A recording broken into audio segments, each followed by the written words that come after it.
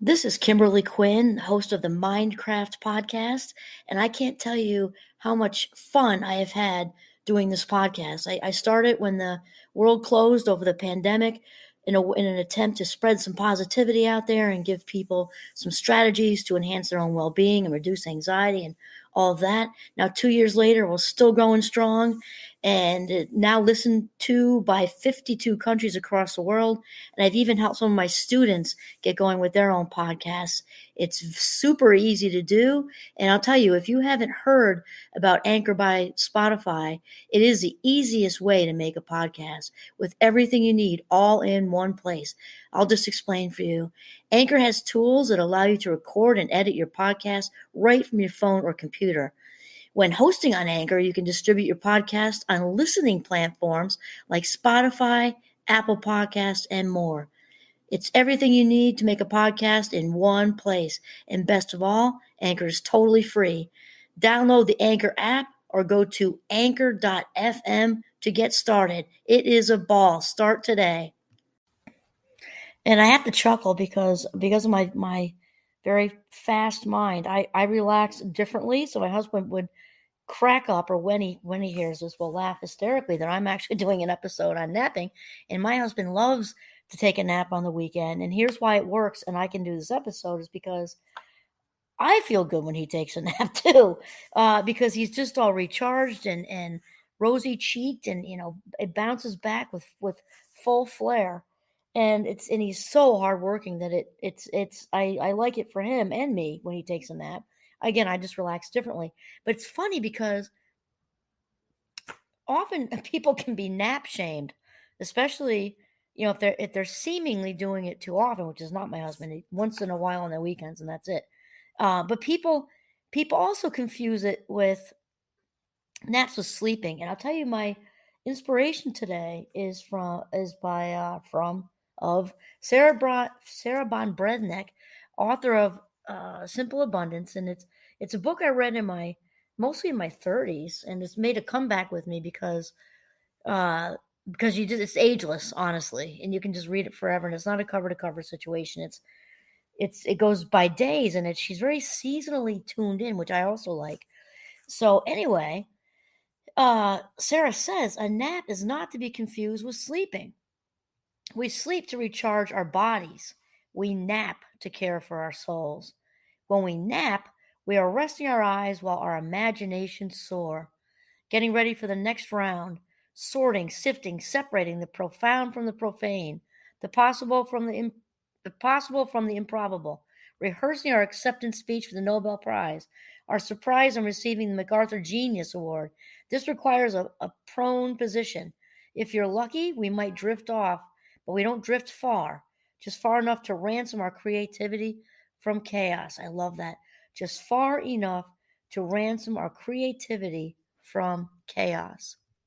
I mean, right out of the gate, I like how Sarah separates a nap and distinguishes a nap from actually, an overnight sleep or a good night's sleep, which we also need, but what I can relate to in the relaxation piece is especially a day like today. Actually, this is the afternoon. I often do my podcast and video cast in the morning, but it's kind of drizzly late fall afternoon right now, and I had the good fortune of being by myself, well, sort of by myself. I've got Giovanni, the golden retriever, next to me in his own chair, and it's just a super contemplative nap day. So somebody who was really um, an embracer of naps would be loving this day that we're in right now. It just says nap, kind of.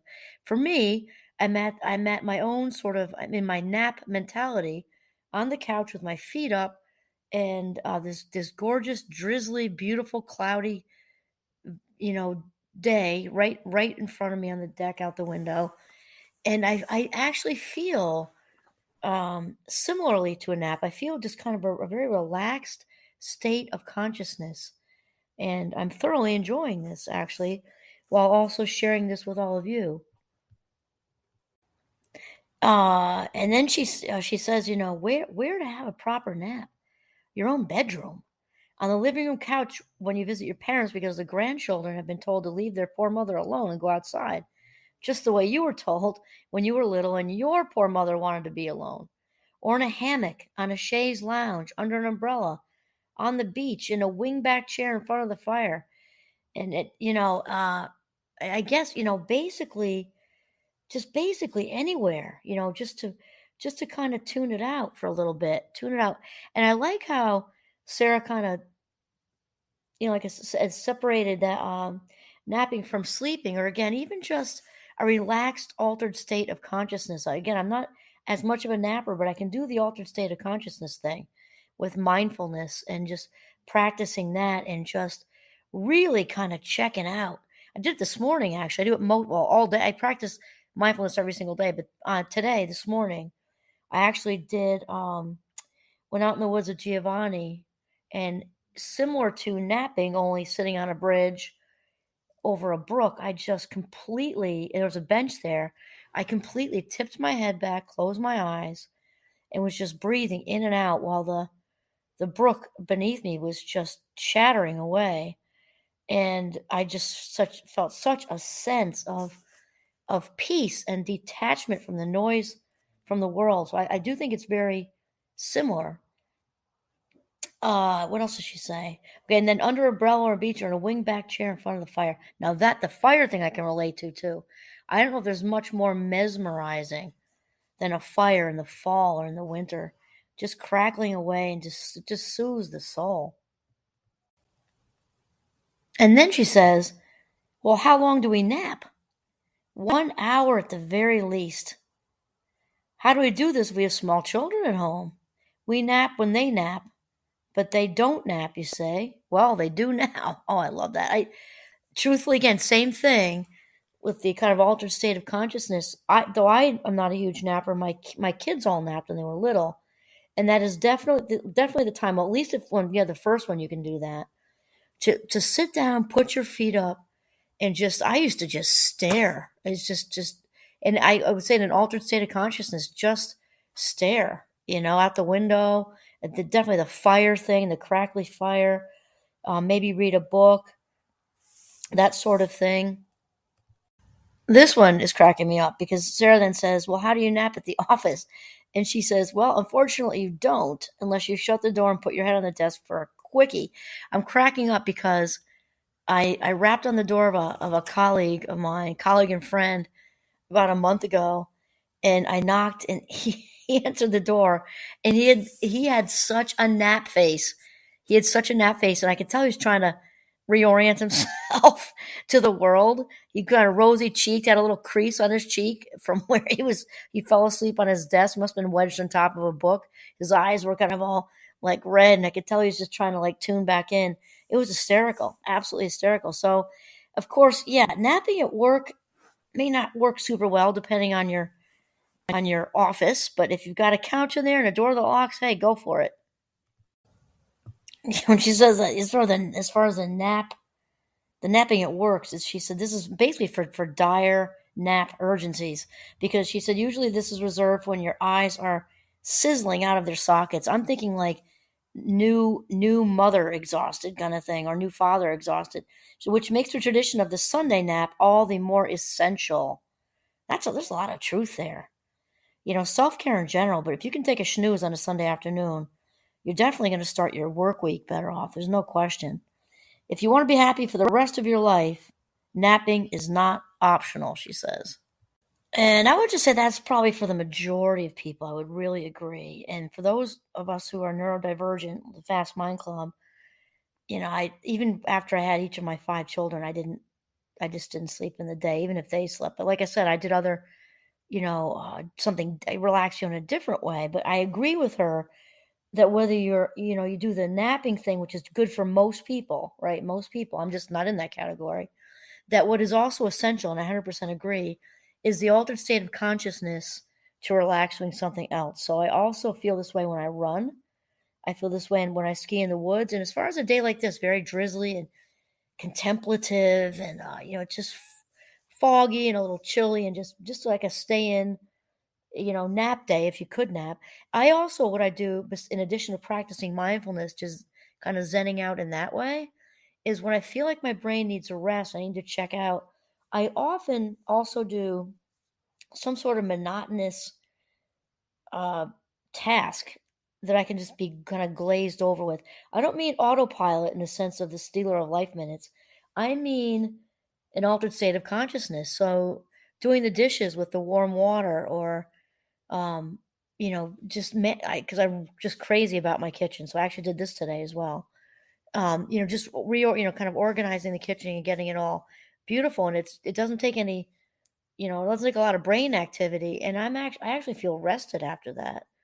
Some people get this kind of altered state of consciousness too when they are doing monotonous things like gardening or things like that. And this is why these particular tasks, maybe even scrubbing a bathroom, it depends on what what you do. But it's very common at ashrams and different places where they have retreats, where if you go for a week or a weekend or 2 weeks or whatever, that monotonous kind of activities are assigned to people because it's part of the meditative experience. So even if you're not a napper, you can definitely get halfway to there, or maybe not halfway. It makes it sound like it's less than, and I don't mean that. You can get there in a different way by giving your brain some rest via some mild movement, or again, or monotonous tasks.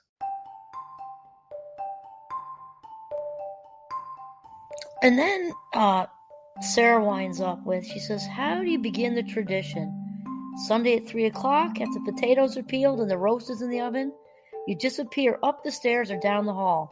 Reassure them you will be back. I'm just laughing at this because, and this is, of course, for anybody, not just particularly moms. I'm just thinking of when the kids were little. That would have been a funny thing. Like my husband probably would have joked, like, "Mom is coming back," kind of thing. When you're just dog tired, from even though it's the parenting is absolutely the most wonderful, challenging job in the absolute world, you certainly have moments when you get a little fried. If you've had your kids up all night, with the flu and throwing up, and then that rolls into the day, and you've got another one off to school, and we had 5, so I didn't have many of those moments, to be truthful, just because I'm high energy. But man, when you hit the wall, you hit the wall, no question. So she says, tell anyone who might be interested in your whereabouts that you need to sort something out alone. If you must look like you're about to do something productive, carry the newspapers. Wait, what'd she say? If you must look like you're about to do something productive, carry the newspapers with you as if you're going to read. I love that. It's like a trick. What they don't know what they don't know can only help you. Now crawl into the covers. Good, you've done it. No day is so bad it can't be fixed with a nap, Carrie Snow insists. No day is so good that it can't be made better with a terrific timeout. And I guess that's what I'm saying. Don't let anybody nap shame you. Just don't, because you're taking care of yourself. And taking a break is never a waste of time. I'm going to say that again because that's huge. Taking a break is never a waste of time. Whether you're napping under big fluffy comforters, carrying in the newspapers to make the whole house think like you're actually doing something productive, which you actually are, because you're taking care of yourself. Or if it's just a grown-up timeout. I do grown-up timeouts, and that really works for me. To dip away with and actually I will tell all of you, I have a plan hopefully within the year, but at the most within 2, I'm going to have a tree house built for myself. It's Mom's tree house. It's going to be my own fort where I can actually go up there and be creative, and where I can have loads of adult timeouts. And probably there will be jokes about where's Mom. She's been missing for, days, but that's just going to be my timeout tree fort. So yeah. Okay, so napping. This was about take a nap today. Take a nap, and don't let anybody nap shame you, or just take an adult timeout where you give your brain a rest. Okay, this is Kimberly Quinn signing off from this blissfully overcast day in northern Vermont. Have a mindful day.